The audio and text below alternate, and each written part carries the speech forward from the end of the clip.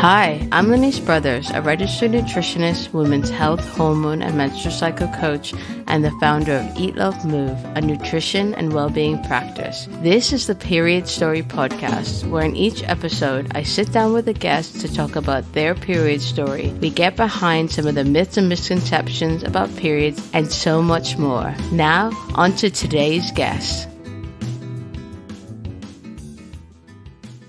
On today's episode, we have Leanne Young. Leanne has built a solid career in health and safety within the utilities industry. She's passionate about what she does and is responsible for creating and cultivating a culture where people are happy, energized, and engaged at work, both physically and emotionally. This is truly one of the most powerful conversations I've had on the show, and I really can't wait for you to hear it. Welcome to the show. Hello, thank you for having me. So let's start off by getting into the question I ask everyone. Tell me the story of your first period. Yes, so it was non-eventful.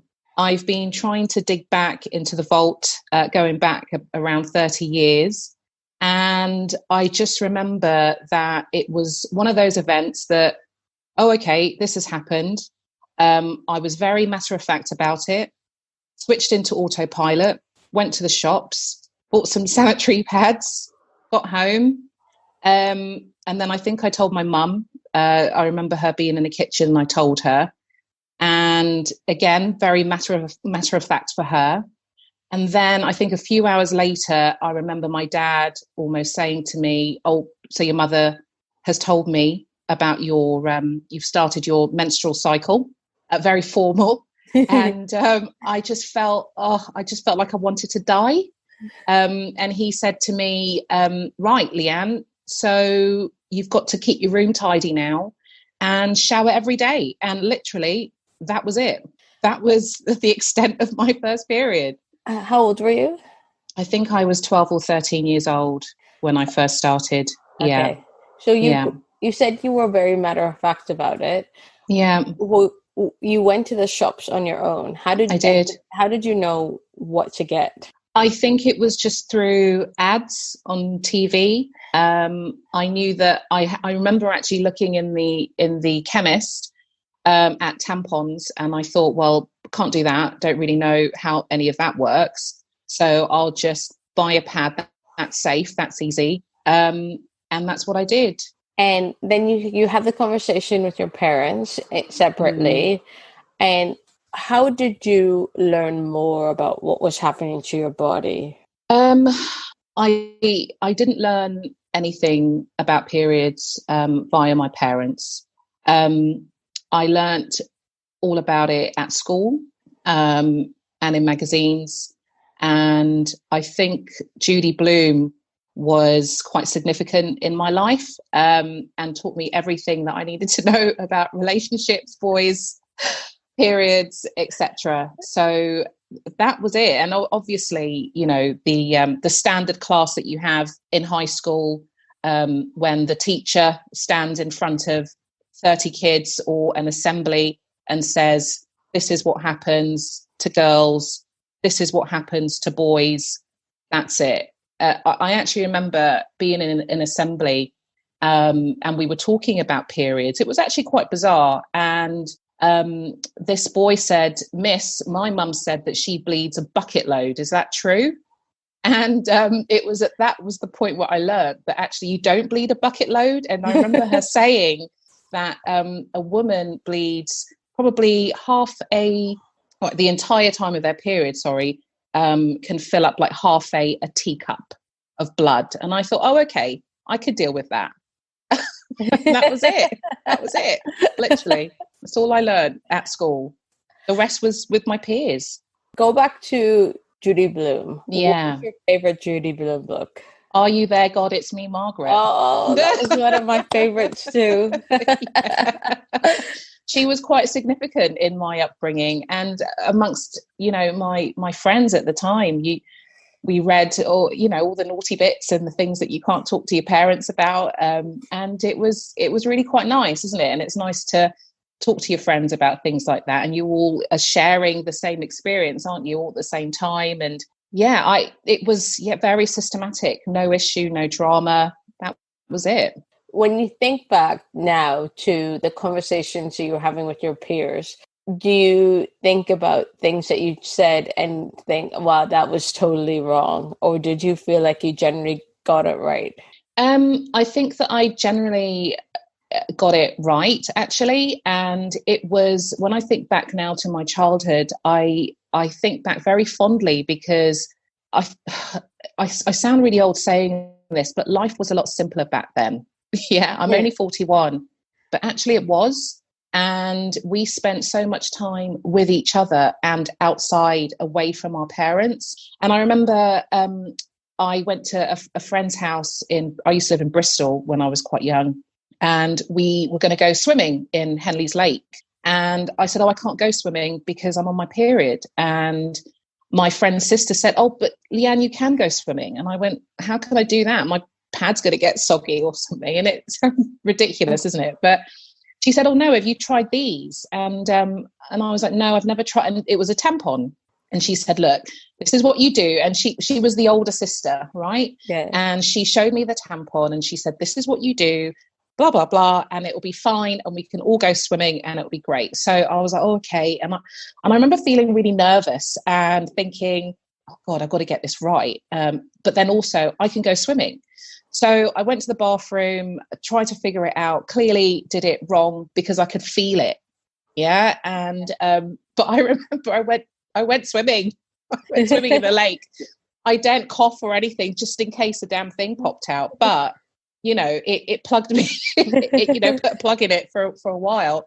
And everything was okay. And then after that point, that's when I started to use tampons a little bit more, because I wasn't scared of them. Somebody had introduced them to me. And I thought, okay, here's another option. So over the years, I just started to, I suppose, build my confidence in terms of what's out there and what, you know, could suit me, how I could continue to live the life that I was living whilst I'm on my period. So, yeah. So that was a real turning point for you, that moment with your friend's sister. And then as you got older, did your relationship with your period change? Yes and no. So, like I said, it was never really a huge deal for me when I was younger, because the environment was very supportive, as I said, with my friends. I felt that I was part of a club. Everyone was going through the same thing. It was fine. Things started to change for me when I got diagnosed with endometriosis. I was 21 years old when that happened. And prior to the diagnosis, I thought, oh, what is this tummy cramp? And I thought, well, as it's down there, it must all be related to obviously my reproductive system and periods and whatever. And that's when I started to resent, I suppose, having to go through all of this, you know, being a woman, you know, what's all this about? And then, you know, from dealing with excruciating pain and not understanding what that was, to then quickly being diagnosed with endometriosis, to then being provided with options, which obviously at first was medication, just to see, you know, what happened with the meds, which was the variation of the contraceptive pill. And then that didn't work. It didn't work for me because I was very aware of how I was acting differently. The hormone changes changed me as a person. I didn't like it. I felt like I wasn't in control of me. So I said, no, I can't get on with that. And so then to go from that to, okay, well, hysterectomy. And I thought, hang on a minute, I'm 21. I'm quite pleased through my upbringing, actually, that there are certain things that I just think, well, hang on a minute. No, that's not quite right. I don't agree with that. So, but I did feel like what was happening to me at the time was awful. I hated it. And I blamed it on, you know, sort of being a woman. Why me? It was definitely, why me? I don't want to have to deal with this. So that's when things changed for me. But then when I got the endometriosis more under control, I didn't have a hysterectomy. what I actually did was that's when I started to really listen to my body, and try to tune in to the signals that it was giving me. And so what I did was I controlled my endometriosis, and I'm not saying that, you know, everybody else can do this, through a more sort of holistic approach, breathing techniques, to breathe through the pain. That's what I did, and that's what worked for me. And so the endometriosis didn't go away. It's still there. However, I've managed it. I managed it. I want to go back to your original diagnosis. So you were 21 and you said that you were diagnosed quite quickly, which is, you were quite lucky, I have to say, because it takes an average of between 7 to 10 years to get an endometriosis diagnosis. Yeah. Wow. But what I find quite interesting and actually very shocking is that at 21, the doctors were saying that you needed to have a hysterectomy. Yeah. Yes, that's right. Yeah. And I had, oh no, it wasn't at 21, sorry. But that's when I got diagnosed. And then when did I get married? I got married when I was 25. So actually, from diagnosis through to having a laparoscopy, through to the hormone treatments or whatever. So that all happened over a period of sort of 5 years. And then because nothing was getting any better, really, they said, well, look, here are your options. And I said, well, I'm just going to keep going as I am then, because I'm not going to have a hysterectomy at such a young age. And it was between the age of, 21 and 25. So yeah, I find that really shocking that they would suggest that, because what I see a lot is that doctors typically want to preserve fertility. And then it's more when women are in their mid 40s and beyond that they start suggesting hysterectomies for conditions like endometriosis, adenomyosis, fibroids. And then it becomes a conversation about, well, you've already had your children or you're past childbearing age, so you don't need these organs anymore, which we know is completely wrong. So it's very interesting that you had that conversation quite early. I want to talk a little bit about the techniques that you use to manage your endometriosis, because it is something that I certainly talk about it with my clients a lot. The idea that you can reduce the pain, control pain through breathing, but also through different nutrition and lifestyle technique. Was it a case of trial and error for you to find the breathing techniques that worked for you? Yes, it was. I laugh because when I got the pain, and it is excruciating pain, which stops you dead in your tracks, and you just can't do anything. Your body tenses up, everything tenses, and you're just, like a solid brick. And I just thought, well, I've seen on TV, I've seen women give birth, and they are breathing, doing the, that kind of breathing. So I just thought, well, if a woman is able to give birth and use this breathing technique, and she's obviously suffering with a lot of pain, then how about I try that? And that's what I started doing. So I'm just trying to think now whether I get any kind of initial signs. I think I kind of know when something's going to happen. And as the pain sort of hits me, I then just start that and then get slower and slower and slower until it eases and it goes. And I try as much as possible to not tense, to keep my body tense. I try to just let it go and just almost work through it. Yeah. There's so many interesting things in what you've just said there. So firstly, about breathing, we know that if we think about a practice like yoga, where breathing, so the pranayama is a core part of the practice.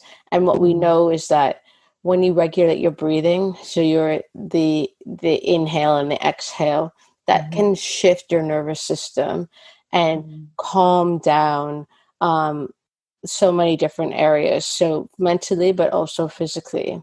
The other thing you mentioned, which I see a lot with my clients with endometriosis, is the tensing. Yeah. And you see that they often, physiotherapy is really powerful for women with endo because of that tensing and the effect that has on the pelvis, but also on a biological level, because when you're tensing, your body is using a lot of calcium. But then when you relax, you start to use more magnesium. Right. And so that tensing, it kind of, that process of magnesium and calcium doesn't happen in the body. So, yeah, what you're saying is just, it aligns with so many other conversations I've Thank had. God. Yeah.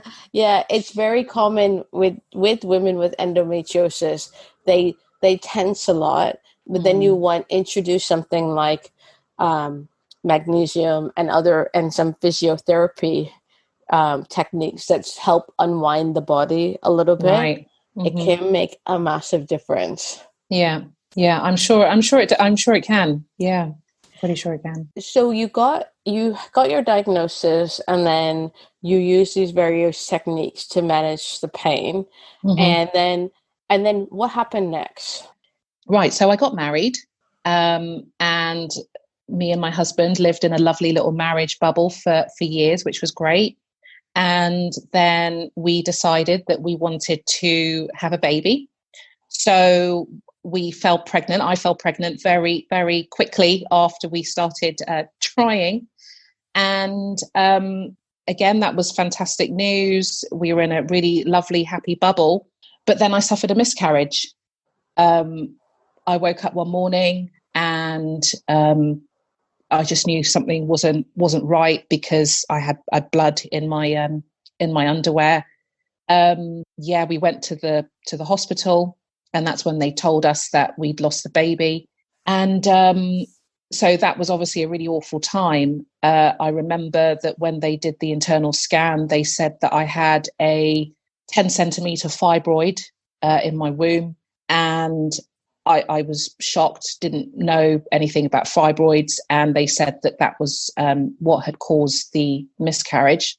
So we sort of said, okay, well, what do we do? What do we do now? And I remember, because this was quite a number of years ago, I remember the doctors saying, well, we have to, I don't know, do some kind of investigation or something. And we said, well, does this mean that we can't have, is it going to be difficult to have more children?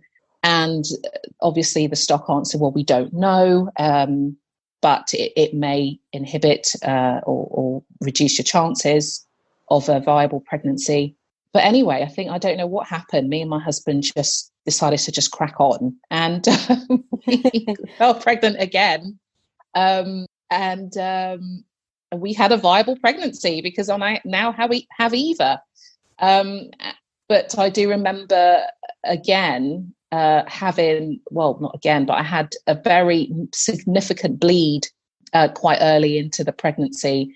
And I thought again that I'd lost the baby, I'd lost Eva. But luckily I hadn't. And we now have a beautiful 12-year-old daughter. So, yeah. So what happened with that fibroid, I don't know. But I'm sure we're going to come on to that in a minute. So what's interesting about what you said is that a lot of women get told who have fibroids is that they won't be able to have children. And you unfortunately had a miscarriage due to the fibroid, but then you had a viable pregnancy. So it's really interesting because you can have different outcomes with fibroids. Talk a little bit more about what happened with your fibroids after you gave birth. So at that time, I I gave birth to Eva and then I forgot about it. I didn't consider it because I had my baby. I won't go into it, but quite frankly, I don't think it was the fibroid that was the issue. I think it was something else. Okay. And anyway, no, I won't go into that because it will make me very angry. But Okay. I don't think it was the fibroid. So I left it. I left it for years and years and years. Continued just to live my life. But then I got unwell again, and this time it was my thyroid. So I was diagnosed with hyperthyroidism, and my options at the time was to have, I can't remember it now, but a radioactive ingredient that goes in that you ingest, or to have the thyroid gland removed. So I was really suffering with the hyperthyroidism for a number of years. I didn't know at the time that why I was, the symptoms I had. I didn't realize they were related. So it was, extreme sweating, mood changes, again, really quite extreme, loss of memory, just erratic sort of behaviors. I was eating like a rugby player, but I was losing significant amounts of weight. I was never putting any weight on. It was quite ridiculous, actually, when I think back on it. But the worst thing was how it affected me emotionally, my mental health. I was really struggling at that time. And so, again, presented with an option to have the thyroid gland removed. And because the years before that was so hard with me and my husband, we thought that this was the best option for me. I had the surgery. But again, prior to that, they try a load of medication and whatever. I did all of that. Nothing worked for me. So I had a total thyroidectomy. Surgery went a bit Pete-tong. I had to be put into actually the surgery didn't go wrong. It was the after bit. Luckily, I was put straight into intensive care. That's what my surgeon does routinely for all her patients after a thyroidectomy. I essentially started suffocating when they took out all the breathing apparatus. And so they had to intubate me. And I was in an induced coma for 4 or 5 days. And then obviously I came round and then dealt with, after that, sort of coming to terms with all of that and what happened, potential loss of life. Me and my husband and my daughter went through maybe 2-3 years of trying to get our heads around all of that. And that's when I realized, because then afterwards I was told that my parathyroid glands were damaged. So not only did I have to start taking thyroxine, I had to start taking a calcium replacement as well. And this is something that I have to do now for the rest of my life. And in terms of the thyroids as well, it is very, very difficult. It is a long journey to get the balance right, to get the balance of thyroxine right. And I, just completely exhausted by it. And again, that whole, why me, sick of this, this is horrendous. So I forgot about everything else that was going on in my life because I had to focus on that, because that was the biggest thing that was happening. I didn't know what was happening with my periods, really. I tuned out of that because actually up to that point, I was every 28 days, regular as clockwork, no issue, really. And then I started to notice that my periods were getting really quite heavy, really heavy. But then I thought, well, this must just come with age. This is what happens. And then I started to pin everything on my thyroid issue, my hormones. And I thought, oh, okay, this is maybe just something else that's related to that I have to deal with. I'll just crack on. So if we fast forward a couple of years, so let's go to 2016. Yeah, I started a new job. This was about 4 years after my total thyroidectomy. Everything was going fine. After a year into that job, my periods were so heavy that I was scared to leave the house for fear of So driving, I live in West London, but I work in Hertfordshire. It's a 50-minute drive from my house to the office. And in that time period, I would have filled up a maxi pad and also a Super Plus tampon in that 50-minute period. And it got to the point where I was so scared that I would get to work or get to the car park and I would have come through that I would just have to turn around and go home. So really, there was no point in me going into the office when I was on my period. And that's when things started to change for me, because I thought, well, hang on, this is starting to affect my life. This is starting to affect my work. How can I phone up my director and say, I can't come into the office because I'm on my period? It sounds utterly ridiculous, but it's the truth. So I had to suck it up. I had to deal with it. I didn't have to, but I dealt with the accidents, the embarrassment, this is just what's happening to me right now. And then I started to notice other things. I started to notice a change in my eyesight. I'd be driving and the right side of my eye I would almost lose a bit of my peripheral vision, which started to frighten me. I started to notice that I was extremely tired. I'd go to sleep, I'd wake up, and I'd feel like I hadn't actually slept. And I thought, what the hell? What's going on? Didn't connect the dots at the time. Just thought, oh, Leanne, you're a mess, but just keep going, right? So I kept going until I just thought, no, this is probably dangerous now. Me driving, don't know what's going on. I started yoga and was loving it. Bikram yoga, absolutely fantastic for the mind and the body. Yeah. And then I started to feel really faint in the yoga classes. I just thought, what's going on? Is it because it's too hot? But hang on, I've been doing this for a while now, but literally feeling like I was just going to pass out. So I stopped going to yoga. I went to the GP. They sent me to, I went to the GP, went to the opticians, and obviously nothing came back sort of conclusive. You're fine. Everything is okay.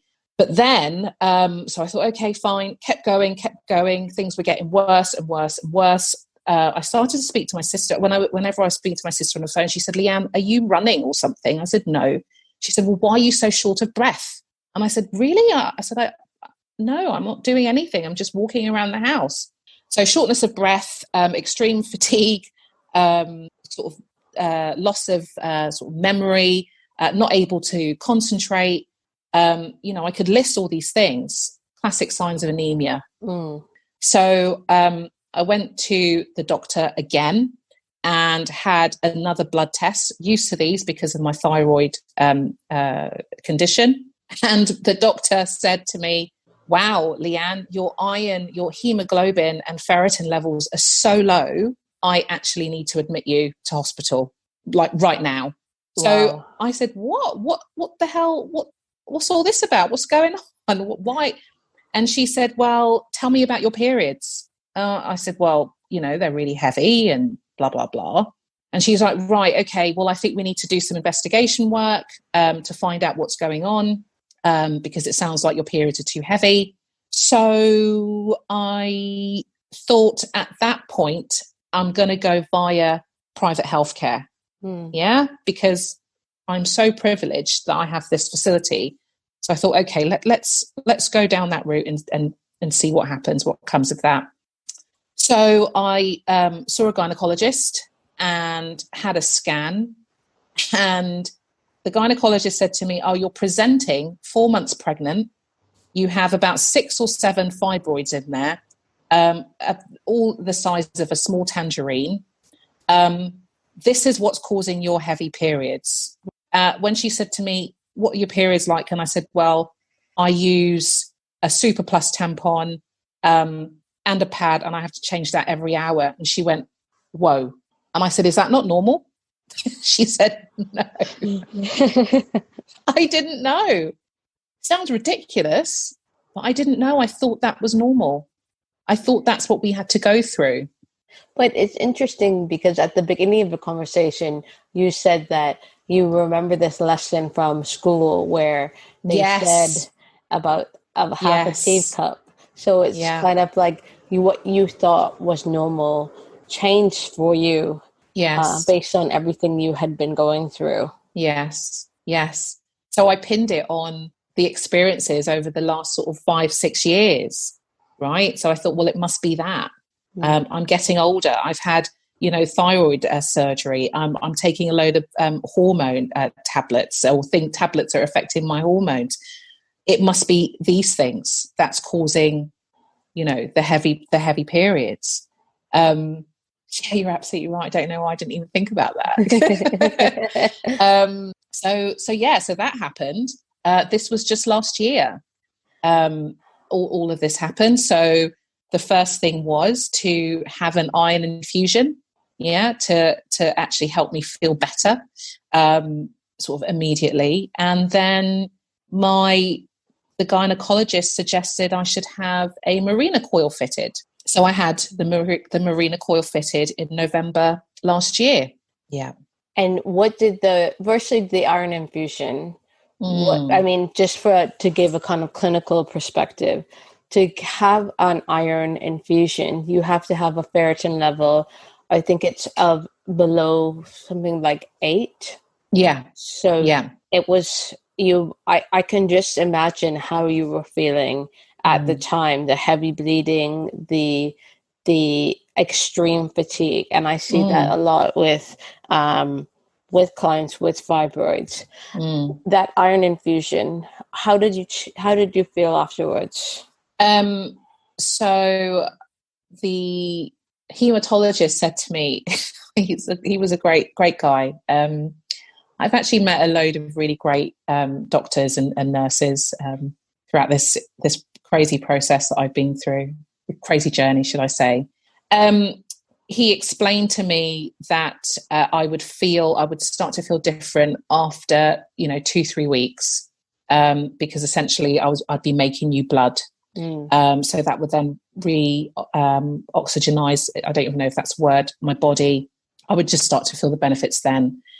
One of the things that I noticed, so I have suffered from anemia throughout my life, I suppose, since I started my periods. And it's always been up and down, and I have been going to GPs and say, I'm feeling tired, not as bad as what I've experienced recently. Really tired. Oh yeah, you have anemia. You need to take some iron tablets. And I kept on saying to them, look, these iron tablets really aren't agreeing with me. I'm getting really bad cramping pains in my stomach. I feel nauseous. It's just awful. Is there no alternative? No. Here's another alternative to an iron tablet. Right, okay, fine. I'll take them off you, but I won't take them. Yeah? So I tried to introduce iron-rich foods into my diet. However, those will only take you so far. Yeah? For me, again. In that whole time, I used to crunch ice. I used to eat ice, all the time. And it annoyed my entire family, right? And I thought, I don't even know why. It just felt like the most normal thing for me to do. I'd, go into the freezer, get a load of blocks of ice, sit down and just start eating all this ice, right? And the most significant change that happened to me after that iron infusion was I stopped eating ice. Right? I can't even begin to explain to you how huge this is in my life, right? Whenever you see Leanne in her comfort, in her comfortable space, you see Leanne with a glass of ice, right? The ice went, and I didn't, and that was a symptom. It's one of the symptoms of anemia, right? One of the weird and wonderful symptoms. That was the biggest thing that I noticed. I stopped eating ice. And then slowly but surely, I started to get some energy back, which was quite remarkable. I was able to go for a walk to the park with my daughter without me, feeling like I was going to pass out. So yeah, it was quite a significant change. So the symptom that you mentioned, it's something called pica, where you want to eat things that are non-food related because your body has this intense need for this, whatever the mineral is. In this case, it's iron. So it's interesting. I don't see that a lot, but that's very interesting that you had that. So you had the infusion, and this was all last year. Yes. And then what did they say to you about the 6 or 7 tangerine-sized fibroids? And I just actually, for listeners who don't know what fibroids are, they are non-cancerous growths that can be in the uterus, within the muscular lining of the uterus, or on the outside of the uterus. And they can be as small as a cherry, and they can be as big as a watermelon. Yeah. So for you, what was the next step with addressing the fibroids? So the next step was addressing the bleeding. So that's why we opted to go to have the Mirena coil fitted.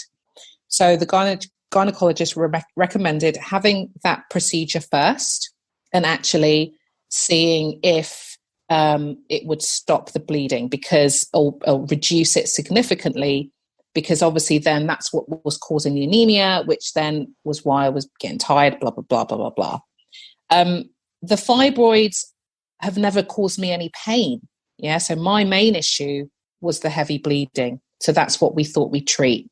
So we had that. I had that done in November. So I had the Mirena coil fitted. She said that the gynecologist also said that if she could, while she was fitting the coil, she would also try to remove any fibroids that were in the cavity of the womb. Yeah. And I thought, brilliant. Yeah, double whammy, excellent. Let's go with that. Came round after the surgery, and she said we couldn't. None of them were in the cavity. It was just too difficult. They're all in the lining, as you said, subserosal, submucosal. Yeah. Couldn't be got to in that way anyway. So she said, let's just see how you go, and we'll just keep an eye on it. So I did just that. Immediately after the surgery, they give you medication, tranexamic acid I was taking to stop you from bleeding too much, so that the body doesn't distort the shape, the embedding of the coil. I stopped taking that at the start of this year, and I thought that everything was okay. I thought, okay, I can deal with this level of bleeding. It was every day, but I knew that there was a certain period that I had to go through whilst the coil embedded in my body. So I went to see the gynecologist in February this year, and I said, look, everything seems okay. So far, so good. She said, great, fine, off you go. We'll just continue to monitor. And then what I noticed was at the end of April, I was bleeding every single day. Yeah, every single day. Not really heavy, but every single day. But I thought that's okay. This is what's supposed to happen for about 6 months, or it could happen for about 6 months. This is what I was told. You were told that you would have daily bleeding for 6 months. Yes. So I thought, okay, that's fine. I'll keep going with that. But then towards the end of April, the bleeding got really, really heavy. And I don't want to put anybody off their meals if they're having meals at this time, but I started to pass blood clots the size of my palm. And I started to get really scared because I thought, I don't know if this is meant to happen. And the bleeding wouldn't stop. And it was like I was a leaking tap, but a very quick leak. So this was nothing like I'd ever experienced before. And all that I kept on thinking was, do you know what? Thank God we're in lockdown and I'm forced to stay at home, because there would be absolutely no way in the world that I could go to work or do anything right now. I called the hospital. Obviously, we're in lockdown. I did not want to go into hospital, but I had to call them. And I said, this bleeding is really bad. It's not stopping. I'm passing these clots. I don't know what to do. They said, call. They said, call. You might be better off contacting the your gynecologist, the person that fitted the coil, whatever. I obviously explained all the history. Contacted the gynecologist, and I said, look, I just want to know if this is to be expected or if something it has gone wrong here. So she arranged for me to have some scans, internal scans. I went and had the scans, and the fibroids had changed. They had grown more, and I looked at the lady that did the scan, and though she had a mask on her face, I could tell that she thought, well, really don't think anything's worked here. Don't think you're going to stop bleeding. And I thought, oh, for goodness sake, I was really upset. Yeah. So I then had a follow-up with my gynecologist, and then was presented with some options. She confirmed that my fibroids had changed. They'd grown even more. I now developed polyps in my womb. And so she said, we can do a hysterectomy again, a myomectomy. And she also mentioned to me taking an injection that would reduce the fibroids. So these injections every once a month for, I think, a period of 3 months, something like that. However, they would bring about menopausal symptoms. So I thought, I don't want to do that because my history now. I can't be dealing with any of that. So the decision was between the myomectomy and the hysterectomy. And because everything was just horrendous, at the time I discussed it with my husband. I said, I'm done with this. I want this over. I don't want to deal with any more issues to do with periods, fibroids, further surgery. If I opted for the myomectomy, they would remove the fibroids, but then they might grow back. So there might be more surgery that follows. And I thought, I can't be dealing with that. I've done enough. So I said, I want it over. I'll go for the hysterectomy. As soon as she wrote that down, I knew that actually maybe no. Okay. But she wrote it down. I left the hospital. Me and my husband spoke, allowed everything to settle. And I think I just needed a bit more time. I started to think about my options. Is this really what I want to do? And luckily you came into my life and you suggested something that I'd never heard of, which was the UFE, uterine fibroid embolism. Mm-hmm. I emailed my consultant and I said, is this an option for me? We discussed it. She said that it could be. However, because I have multiple fibroids, I might not be the ideal candidate for that. So where are we today? I pressed pause on everything. I said to the consultant, I need more time. I actually just want my body to settle because it's been through a lot.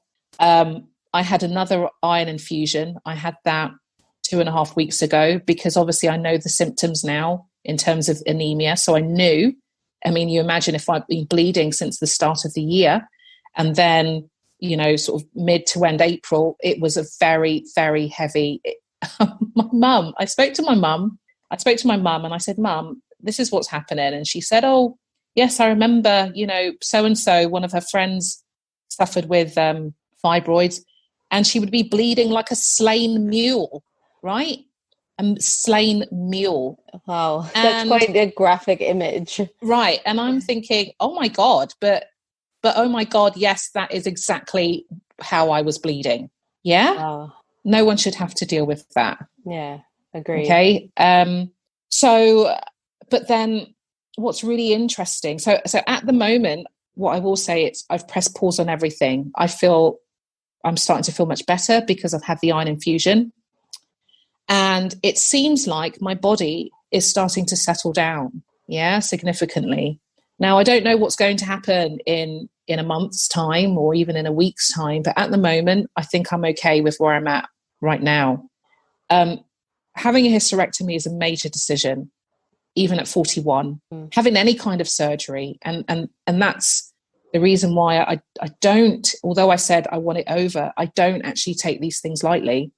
I've had surgery, and now I know when you have significant surgery, you remove a part of your body. It doesn't just affect that part of the body that it's been taken from, that's been, impacted. It impacts your entire body. Yeah. It impacts your mind as well. And for me, having gone through what I went through with my total thyroidectomy, and knowing that these tiny little glands are massive, and I wish to God that I knew more about it at that time, because I don't think, yes, hindsight is a wonderful thing.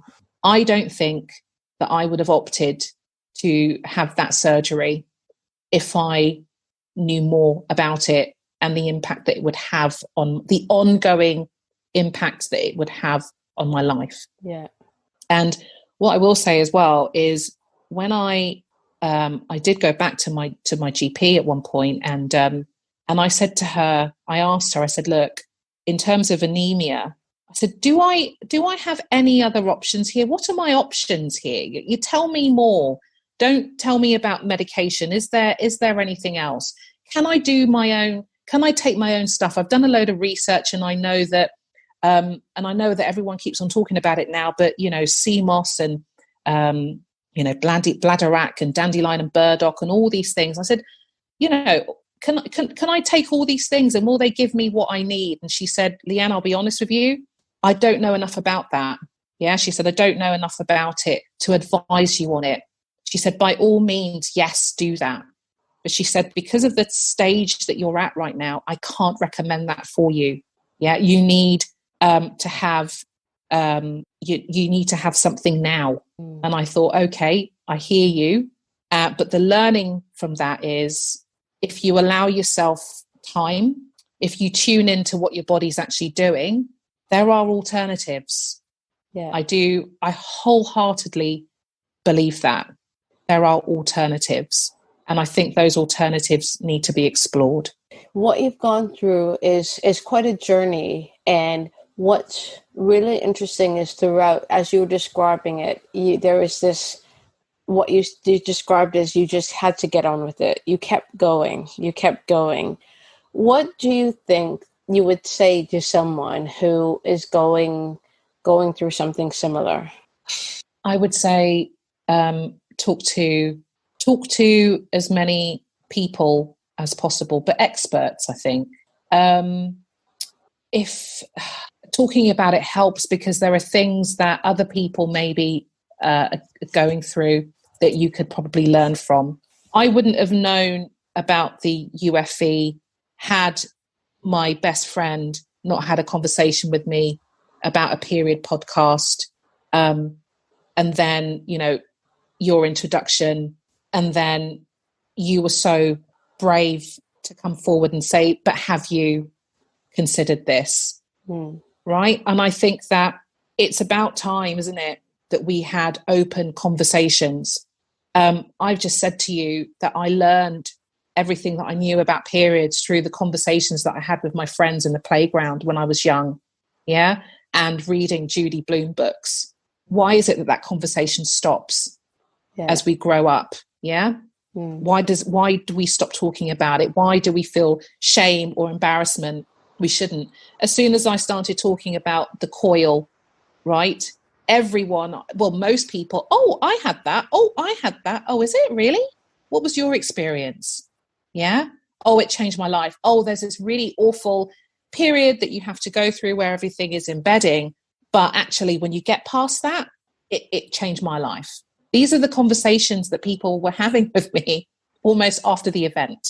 If I had those conversations prior, I think they probably would have helped. Yeah, I probably would have done a little bit more digging, would have been more informed. Yeah, probably would have felt a bit more comfortable about what was happening at the time as well. Yeah. So I think it's important to have those conversations with people. Yeah. Yeah. What's one thing that you want to leave listeners with? You've so bravely shared your story today, and I know that my listeners will take a lot out of what you've shared. What's, if you kind of had to distill everything that you've said into one thing, what would you want that to be? I think it's that we know our bodies best. Yeah. And I remember somebody, it might have been a yoga teacher, saying something about your body is whispering to you all the time. Yeah. And you just have to listen to it. And as wishy-washy as that might sound to some people, it's actually very profound, because your body is telling you, it's giving you signals and it's giving you signs. And what I've learned is, and this is the way that I'm trying to have this conversation with my daughter, I'm trying to get her to understand her body, understand it. You know it best. So don't have people tell you, oh, you need to do this or you need to do that. No, you pose some questions. If I do that, what's the impact? Yeah. What do other people do? What are the alternatives? Is this the only way? Is this the only method? If you know your body and you do your research, you'll be able to have very informed discussions with experts, and I say that in inverted commas, about stuff. Yeah. So I think that's the one thing that I would say to people. Yeah, you know your body best. I think that's really powerful, and that really helps women understand that when they're going into these situations with healthcare professionals and they feel like they're being dismissed or diminished, that it gives them the impetus to push on. Because if your body is whispering to you, and my yoga teacher said that to me as well, one of my tutors when I was training, your body gives you whispers, and you need to listen to the whispers. And that's how we've gotten to the situation where this pain and this bleeding that so many women experience has become normalized. And we need to change that and go back to the idea of listening to your body, but really listening and really taking those learnings. Yeah. Can I tell you one really quick thing? Yeah. I remember the first time I had a conversation about periods with a group of older women, yeah, was with my group book club friends, yeah. And I don't know how we got on we were reading the most horrendous book at the time. I won't tell you what it was called because it's so embarrassing. And I actually brought it to the table. But anyway, it got us talking about periods and whatnot. And one of my friends said that she lost a tampon cord and she couldn't bloody, get the tampon out, and she had to get a partner to come and find it for her. And then somebody else spoke about a cup that they used to rather than using tampons and stuff. And you know what? We were laughing, we were joking, and we were having very honest conversations about what is the most normal everyday thing. How about we do more of that? Yeah. Thank you so much for coming on the show. I, again, thank you for your bravery. Thank you for your honesty. And I really hope that you find the healing that your body needs. So thank you again. You are most welcome. Thank you for having me.